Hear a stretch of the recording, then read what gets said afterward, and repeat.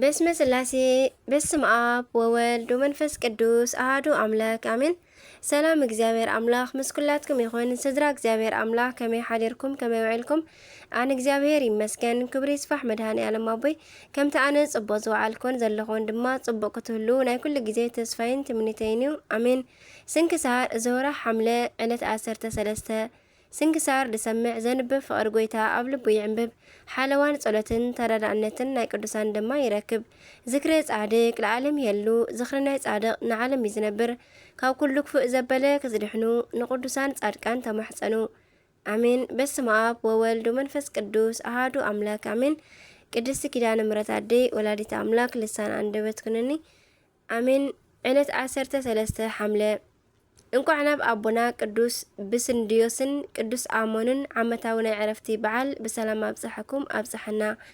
ቅዱስ ብስንዲዮስ ጻድቅ። ቅዱስ ብስንዲዮስ ኣብ ናይ ቤተ ክርስቲያን ታሪክ ድንቂ ስራሕ ካብ ዝሰርሑ ከም ሓደ ኮይኑ ይዝከር። እዚ ቅዱስ ግብፃዊ ክኸውን ከሎ ኣብ ንእስነቱ ናብ ቤት ትምህርቲ ኣትዩ ቅዱሳት መጻሕፍቲ ተምሃረ። እቲ ዝገርም ናይ ብሉይ ኮነ ናይ ሓዲስ ኪዳን መጻሕፍቲ ብምልኡ ዘጽንዖ ብቃሉ ነበረ። ብርግጽ ነዚ ምግባር ዝከኣሉ ብዙሓት ናይ ሃገርና ሊቃውንቲ ሕጂ እውን ኣለዉ እዮም። ፍሉይነቱ ግን ካብዚ ንድሓር እዩ። ቅዱስ ብስንዲዮስ ንመጻሕፍቲ ዘጽንዖ ንህይወት እምበር ንፍልጠት ኣይነበረን። ኩሉ ግዜ ነጊሁ ስጋብ ዝመሲ በብሓደ ናይ መጽሓፍ ቅዱስ ቃል ብተመስጦ ይጽሊ የንብብ ነበረ። እዚ ክገብር ከሎ ድማ ብሓፂር ተዓጢቑ ጫማኡ ኣውሊቑ ኣውፂኡ ብባዶ ከብዱ ቆይሙ እዩ ምጾም ማለት እዩ። ስለዚ በብሓደ ናይ መጽሓፍ ክፍሊ ክጽሊ ከሎ ነቢይ ይኹን ሃዋርያ ናብኡ ይወርድሉ ነበሩ። ንምሳሌ ዘፍጥረትን ክጽሊ ከሎ ሊቀ ነቢያት ሙሴ ይመጽእ እሞ ኣብ ቅድሚኡ ተቐሚጡ ይሰምዖ። ኣብ ትሕቲ ኢሳይያስ ክበጽሕ ከሎ ድማ ኢሳይያስ፣ ወንጌለ ማቴዎስ ክበጽሕ ከሎ ከዓ ድማ ቅዱስ ማቴዎስ ይመጹ እሞ ደስ እንዳበሎም ይሰምዕዎ ነበሩ። ሓደ ነቢይ ወይ ሃዋርያ ክወጽእ ከሎ ንቅዱስ ብስንዲዮስ ባሪኹ ንኻልእ ተኪኡ እዩ። በዚ ምክንያት ናይዚ ቅዱስ ህይወት ኣብ ምድሪ ከሎ ሰማያዊ ኮነ። 81 መጻሕፍቲ ዝጸሓፉ ቅዱሳን ንምርኣይ በቕዐ፣ ብኢዶም ተባረኸ። ናይ ቅዱስ ብስንዲዮስ ቀጻሊ ህይወቱ ተግባር ብሕትውና ኮነ። ዓለምን ኩሉ ነገራን ገዲፉ ናብ በረኻ መነነ። ብኣጽንዖ በዓቲ ብጾምን ብጸሎትን ብትሕርምትን ተጋደለ። ኣብ ኩሉ ዝበጽሖ ቦታ ድማ እግዚአብሔር ብኢዱ ድንቂ ተኣምር ይሰርሕ ነበረ። ብዙሓት ድውያን ፈወሰ። ንኣጋንንቲ እውን ካብ ኣካባቢኡ ኣሳደደ። በዚ ኩሉ ግዜያት ግን ስእነት መብጽዓ ስለ ዘለዎ ኣዋልድ ንኸይርኢ ይጥንቀቕ ነበረ። ሓደ መዓልቲ ብሕማም ከብዲ ትሳቐ ዝነበረት ጥሪታ ድማ ብመድሓኒት ዝወደአት ሓንቲ ሰበይቲ ስለ ናይ ዝቅዱስ ዝና ወይ ከዓ ታሪኹ ትሰምዕ። እቲ ሽግር ግን ንሱ ካብ ውዳሴ ኮንቱን ካብ ሰበይቲ ዝርሕቕን ስለ ዝኾነ ከመይ ኢላ ትርከቦ እሞ ሓንቲ መዓልቲ ኣብ በዓቱ ኣከባቢ ተሓቢኣ ውዒላ ክመጽእ ከሎ ንልብሱ ብእምነት ንምትንካፍ ሓሰበት። ልክዕ ካብ በዓቱ ክወጽእ ከሎ ስሉጥ ወይ ከዓ ፈጣን ስለ ዝነበረ ገና ምስ ረኣያ ጎዩ ኣምለጠ። ከይትኽተሎ ድዊቲ ዝሓመመት ስለ ዝኾነት ኣይከኣለትን። ሓዚና ትሕት ክትብል ከላ ግን ዝረገጾ ኣሰር ተመልከተት እሞ ብፍጹም ልባ ብእምነት ናይዚ ጻድቕ ኣምላኽ መሓረኒ ኢላ ካብቲ ሓመድ ቆንጢራ በልዐት። ደቃይቕ እውን ኣይጸንሐትን። ቀልጢፋ ካብ ሕማማ ደሓነት። ከም ብተይ እንዳዘለለት ናብ ከተማ ከይዳ ነዚ ተኣምር መስከረት። ድሕሪዚ ዘመናት ብእግዚአብሔር ፍቓድ ፍሉጥ ወይ ከዓ ቅፍጥ ኣብ ትበሃል ይቕረታ። ድሕሪዚ ዘመናት ብእግዚአብሔር ፍቓድ ቅፍጥ ኣብ ትበሃል ሃገር ጵጵስና ጓስነት ተሾመ። ናብ ከተማ ምስ ኣተወ ናይ ቀደሙ ተጋድሎ ሸለል ኣይበለን። ይተግህ ደኣ ነበረ እምበር ኣብ ብቕዓት መዓርግ ስለ ዝበጽሐ ክቅድስ ከሎ ጎይታናን ኣምላኽናን ኢየሱስ ክርስቶስ ብጋህዲ ይርእዮን ሰራዊተ መላእኽቲ እውን ይከብዎ ነበሩ። በረከት ይሕደረና። ህዝቢ ክቐርቡ ክመጹ ከለዉ ናይቶም ህዝቢ ሓጢኣት ኣብ ግንባሮም ተጻሒፉ ይረኣዮ ነበረ። ንዝበቕዑ እንዳኣቀበለ ንዘይበቕዑ እንዳመኸረን ንስሓ እንዳሃበን ይመልሶም ነበረ። ከምዚ ብጽድቂ ብሃዋርያዊ ኣገልግሎትን ብንጽህናን ተመላሊሱ ቅዱስ ብስንዲዮስ በዛ መዓልቲ እዚኣ ዓረፈ። ቅዱስ ብስንዲዮስ ድሕሪ ምዕራፉ ወዲ መዝሙሩ ካብ መግነዙ ንእሽተይ ቆሪጹ ኣትሪፉ ብዙሓት ድውያን ሕሙማት ፈዊሱሉ እዩ። በረከት ናይ ቅዱስ ብስንዲዮስ ኣቦና ምስ ኩላትና ይኹን። ኣርኬ ድማ ሰላም ለብስንዲዮስ ዘይነጽር ነቢያተ እስከ ይፈጽም አንብቦ እንተ ጸሓፈ ትንቢተ ወሰሚኣ ካዕበ ዘገብረት ትእምርተ ብእሲት ጥእየት እምደዊሃ ወሃይወት ህይወተ እምኣሰር እግሩ ቅድስት በሊኣ መሬተ ይብል። በረከቱ ይሕደረና። ከምኡ ድማ ቅዱስ አሞን ሰማዕት ከምኡ እውን በዛ መዓልቲ ካብ ደቡብ ግብፂ ካብ ቡና ኣውራጃ ጡሕ ኣብ እትበሃል ዓዲ ቅዱስ አሞን ምስክር ኮይኑ ዓረፈ። ነዚ ቅዱስ ድማ ካብ እግዚኣብሔር ዝተኣዘዘ መልኣኽ ናይ መላእኽቲ ሓለቓ ቅዱስ ሚካኤል ተገልጸሉ ካብኡ ዝኸውን ኩሉ ድማ ነገሮ። ድሕሪ እዚ ናብ እንዴና ከተማ ኸይዱ ኣብ ቅድሚ ኣውግስጦስ ዝበሃል መኮንን ሓላፊ ክብሪ ይኹነሞ ብጎይታናን ኣምልኽናን ኢየሱስ ክርስቶስ ተኣመነ። መኮንን ድማ ኣብ ውሽጢ መንኮራኹር ኣብ እሳት ብምድርባይ ብእሳት ብዘርሰንዎ ኣብ ሓፂን ዓራት ብምድቃስ ካብ ላም ብዝተሰርሐ ቆርቦት ብጅራፍ ብምግራፍ ኣብ ውሽጢ እሳት መቃጸሊ ብምውሳኽ ጽኑዕ ስቓይ ኣሰቃይዎ። ቆርበቱ ገፊፎም ኣብ ልዕሊኡ ናይ እሳት ፈሓም ኣንበሩ። እግዚኣብሔር ድማ የጽንዖ ነበረ። ብዘይወላ ሓንቲ ጉድኣት ድማ ብጥዕናኡ የተንስኦ ነበረ። ድሕሪ እዚ ክብሪ ይኹነሞ እግዚኣብሔር ክርስቶስ ኣምላኽና ብናይ ጎበዝ ኣምሳል ኣብ ብርሃን ሰረገላ ኮይኑ ተገልጸሉ እሞ ኣጸናንዖ ከምዚ ከኣበሎ ፍትወይ ኣሞን ኣነ ምሳኻ ክነብር እየ ስምካ ንዝጽውዕ ዝኽርኻ ንዝገብር ኩሉ ወይ ድማ ዜና ገድልኻ ዝጽሕፍ ኣነ ኣብ ውሽጢ መንግስተይ ክዝክሮ እየ ሓጢኣቱ ድማ ክድምስሰሉ እየ ሃገርካ እውን ክሕሉ እየ። ስጋኡ ከሎ ዓበይቲ ተኣምራትን ድንቅታትን ገበረ። ሽዑ ንሽዑ ድማ ብሰይፊ ርእሱ ቆረጽዎ። ናይ ሰማዕትነት ኣኽሊል ድማ ተቐበለ። ቅዱስ ኤልዮስ ድማ ኣብኡ ስለ ዝነበረ ስጋኡ ወሲዱ ብሰናይ ልብሲ ገነዞ። ምስ ክልተ ኣገልጋሊኡ ኮይኑ ድማ ናብ ሃገሩ ለኣኾ። ኣብ ላዕላይ ግብፂ እውን ዓበይቲ ዝኾኑ ድንቅታት ተኣምራት እንዳረኣየ ስጋብ ሕጂ ኣሎ።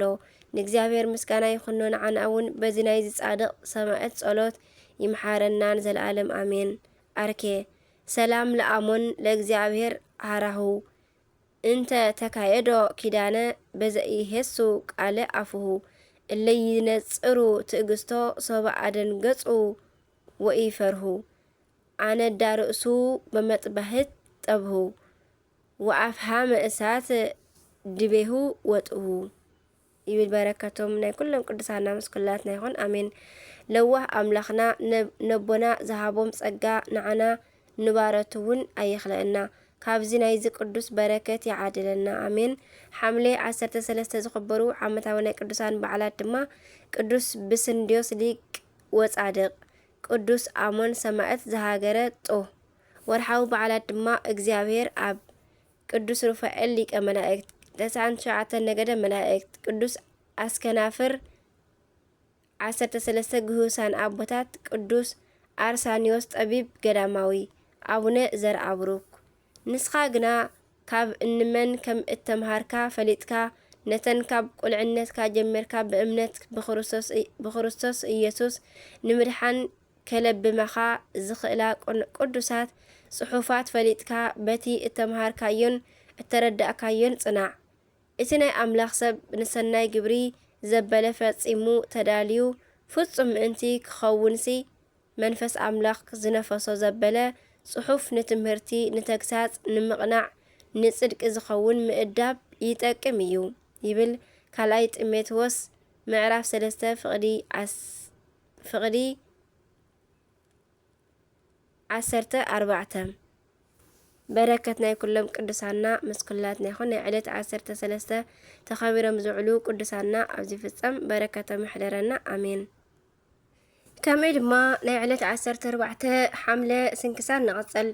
በስመ አብ ወወልድ መንፈስ ቅዱስ አሐዱ አምላክ አሜን። እንቋዕ ናብ ሰማዕት ቅዱስ አብሮኮሮኒዮስን ናብ ናይ መነኮሳት ሓለቓ ቅዱስ መቃርስ ዓመታዊ በዓል ብሰላም ኣብፅሐኩም ኣብፅሐና አሜን። ቅዱስ አብሮኮሮኒዮስ ሰማዕት 14 ሓምለ። እዚ ቅዱስ ተወሊዱ ዝዓበየ ኣብ አንጾኪያ ሶርያ ኣብ 300 ክፍለ ዘመን ኣከባቢ እዩ። ኣቦኡ ንፉዕ ክርስቲያን ዝነበረ ክኸውን ከሎ ስሙ ክርስቶፎሮስ ይበሃል። ለባሴ ክርስቶስ ከም ማለት እዩ። ኣዲኡ ግን ቴዎዳስያ ትበሃል ኣረማዊት ነበረት። ዋላ እኳ ኣቦኡ ክርስቲያን እንተኾነ ኣዲኡ ሓያል ናይ ቤተ መንግስቲ ሰብ ስለ ዝነበረት ብንእስነቱ አብሮኮሮኒዮስ ክርስትና ክምሃር ኣይከኣለን። ናይ ወዱ ኣረማዊ ምዃን ዘይፈተወ ኣቦ ሓንቲ ኣማራፂ ጥራሕ ነበረቶ፣ ንሳ ከዓ ናብ ጎይታ ምልማን እያ። ብኸምዚ ዝበለ ግብሪ ዘመናት ሓሊፎም አብሮኮሮኒዮስን ንክርስቶስ ከይፈለጠ 20 ዓመት ኮኖ። ኣድኡ ወሲዳ ኣሰልጢና ንጣዖት ኣምላኽ ንጉስ ሃበቶ። እቲ ንጉስ ድማ ናይ ኣፅዋር ሓለቓ ገይሩ ሸይሙ ሓደ ትእዛዝ ሃቦ። ንክርስቲያን ኩሎም ኣብ ዝረኸብካዮም ቦታ ጨፍጨፎም፣ ንቤቶም ድማ ኣቃጽል በሎ። አብሮኮሮኒዮስ ዝተኣዘዞ ክፍጽም ሰራዊት ኣኸቲሉ ክወፅእ ክብል ግን ናይ ኣቦኡ 20 ዓመታት ዘልቀሶን ጸሎትን ፍረ ኣፍረየ።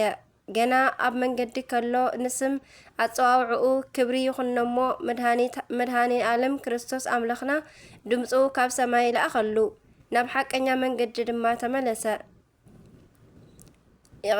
ናብ ሓቀኛ መንገዲ ተመለስ፣ እንተዘይኮይኑ ግን በሊሕ እንተረገጽካ ንዓኻ እዩ ዝኸፍአካ በሎ።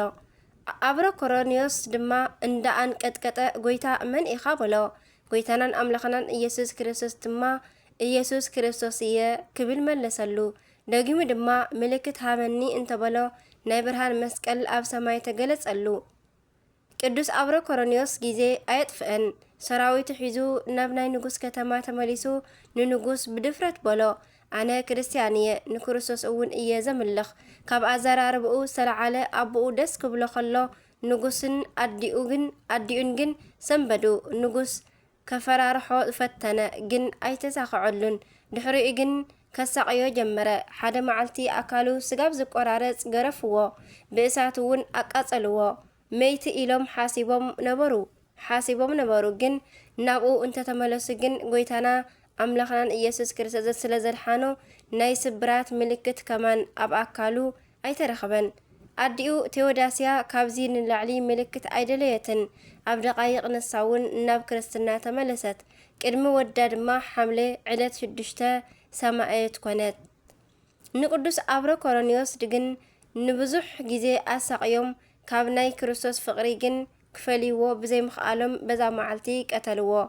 ኣቦ ኣደን ወዱን ክርስቶፎሮስን ቴዎዳስያና አብሮኮሮኒዮስ ወዶምን ንሰማያዊ ርስቲ በቕዑ።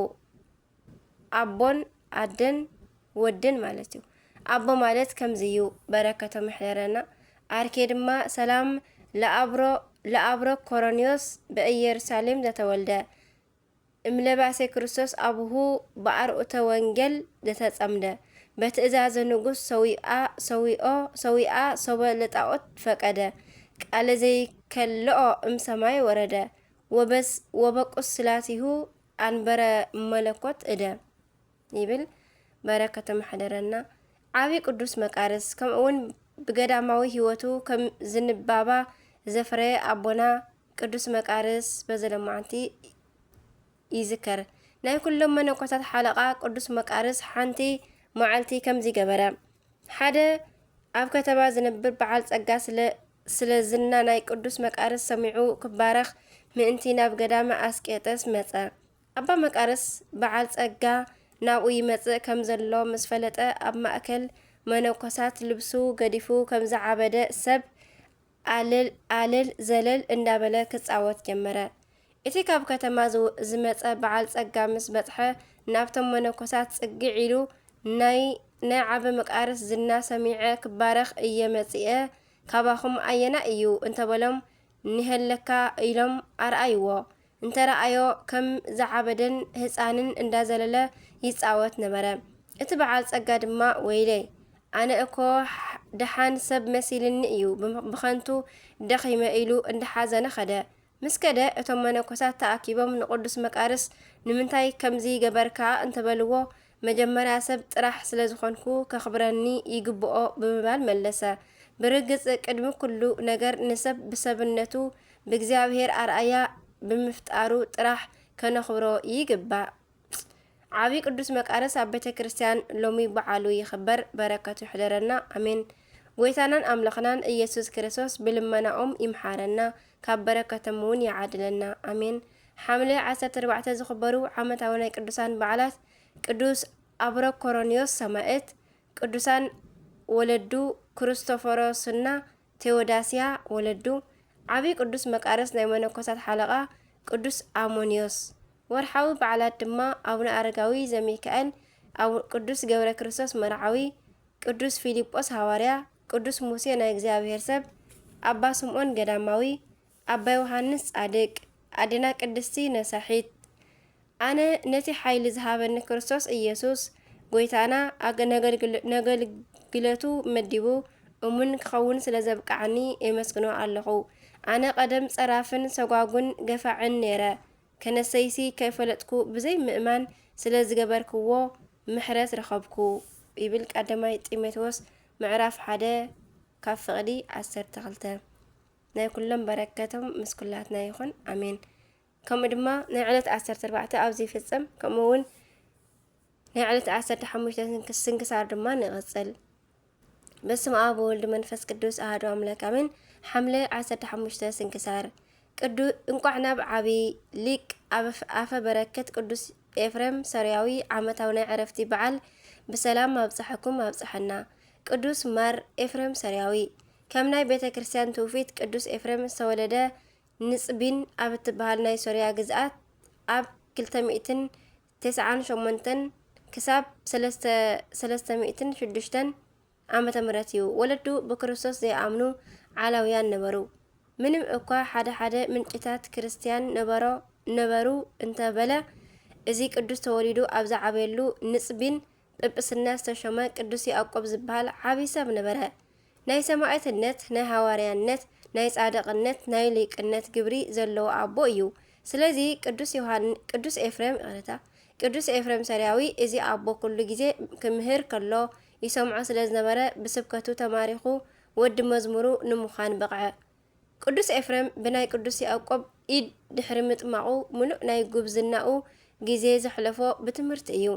እቲ ዝገርም መምህሩ ቅዱስ ያዕቆብ ዘንጽቢን ንእመቤትና ድንግል ማርያም ብፍጹም ልቡ ዝፈቱ ጸዊዕዋ ድማ ዘይጸግብ ኣቦ ስለ ዝኾነ ንወዱ ንቅዱስ ኤፍሬም ነዚ ኣጥቢቑ ምሂርዎ እዩ። ቅዱስ ኤፍሬም ንክርስትና ክምርምር ከሎ ናይ እመቤትና ፍቕሪ ክበዝሓሉ ጀመረ። ምክንያቱ ንኣደ ብርሃን ከይፈተኻ ክርስትና የለን፣ ከምኡ ዝፈትዋ የለን፣ ስጋብ ዝበሃል የገልግላን ይግዛኣላን ነጀመረ። ከምዚ ሕጂ ናይ ድንግል ማርያም ምስጋና ብኣንደበት እምበር ብመጽሓፍ ኣይረከብን ነበረ። ንሱ ግን ካብ ወንጌል ሉቃስ ኣብ 6 ወርሕን ንወድስዋ ጸሎተ ማርያምን ንተኣብዮ ኣውፂኡ ኣብ ዕለት ብዕድሚኣ ልክዕ 64 ግዜ የመስግና ነበረ። ብከምዚ ዝበለ ግብሪ ከሎ ኣርዮስ ብምኽሓዱ ንኣርዮስ ንምውጋዝን ስርዓተ ቤተ ክርስቲያን ንምጽናዕን ኣብ 317 ክሳብ 325 ዓመተ ምህረት 318 ሊቃውንት ኣብ ኒቅያ ክእከቡ ከለው መምህሩ ንቅዱስ ኤፍሬም ቅዱስ ያዕቆብ ኣብኡ ነበረ። በዚ ምክንያት ቅዱስ ኤፍሬም ካብቶም ሊቃውንቲ ትምህርትን በረኸትን ረኺቡ እዩ። ካብ ጉባኤ መልሲ ኣብ መንገዲ ከሎ ብራኢ ናይ ብርሃን ምሰሶ ዓንዲ ርእዩ ጎይታይ እንታይ እዩ ኢሉ ሓተቶ። እዚ ድማ ዓብይ ቅዱስ ባስልዮስ እዩ በሎ። ንሱ ድማ ንመምህሩ ንቅዱስ ያዕቆብ ተፋኒዎ ናብ ቅዱስ ባስልዮስ ቂሳርያ ወረደ። ተራኺቦም ድማ ብሓደ ለይቲ ቋንቋ ተገሊጽሎም ከዕልሉ ሓደሩ። ኣብቲ ቦታ ብዙሕ ተኣምራት ተገብረ። ቅዱስ ኤፍሬም ካብ ዓቢ ባስልዮስ ድሕሪ ምምሃሩ ሃገረ ስብከት ተዋሂብዎ ክምህር ጀመረ። ስለዚ ኩሉ ግዜ ጸሎቱ እዚ ነበረ። እመቤተይ ምስጋናኺ ከም ናይ ሰማይ ከዋኽብቲ ከም ባሕሪ ሑጻ በዚሕለይ ከም እንጀራ ተመጊበዮ ከም ማይ ሰትየዮ ከም ልብሲ እውን እንተዝጓናጸፎስ እንዳበለ ይምነ ነበረ። ኣፍጣኔተ ረድኤት ፈጻሜተ ፍቓድ ኣደ ብርሃን ድማ ብግሃር ተገሊጹ ናይ ልቡ ፍቓድ ፈጸመትሉ ብግሃር ተገሊጻ ማለት እዩ። ሎሚ ጸጋ በረኸት እንረኸበላ ውዳሴ ማርያም ደረሰላ። ክደርሰላ ከሎ ድማ ንሳ ኣእላፍ መላእኽትን ጻድቃንን ሰማዕታትን ኣኸቲላ ወሪዳ ኣብ ቅድሚኡ ተቐሚጣ ክኸውን ከሎ ንሱ ድማ ብሓፂር ተዓጢቑ ኣብ ቅድሚኣ ቆይሙ ብመንፈስ ቅዱስ እውን ተቓንዩ እዩ። ውዳሴኣ ብ7 መዓልቲ ድሕሪ ምድራሱ ብብርሃን መስቀል ባሪኻቶ ሊቀ ሊቃውንት እውን ንኽኸውን ምስጢር ገሊጻትሉ ዓረገት። ድሕሪ እዚ ኣብ ምስጢር ባሕሪ ሓንቢሱ 14,000 ድርሰታት ደረሰላ። ሎሚ ኣብ ውሽጢ ሶርያ እንሰምዖ ዜማ ድማ ዝደረሶ እዚ ቅዱስ እዩ። ከምኡ እውን ሓንቲ መዓልቲ ምስጢር ማዕበል ስለ ዘጨነቆ ኣሃዝ እግዚኦ መዋግደ ጸጋከ ኢሉ ጸለየ። ናይ ጸጋኻ ማዕበል ሓዘለይ ማለት እዩ። ቅዱስ ኤፍሬም ሶርያዊ ኣብ መጨረሽታ ህይወቱ ተኽሪት ኣብ እትበሃል ሃገር ኤጲስቆጶስ ተኾይኑ ተሾመ። ብምቁር ስብከቱ ንብዙሓት ካብ ዘይምእማን መሊስዎም እዩ። ናይ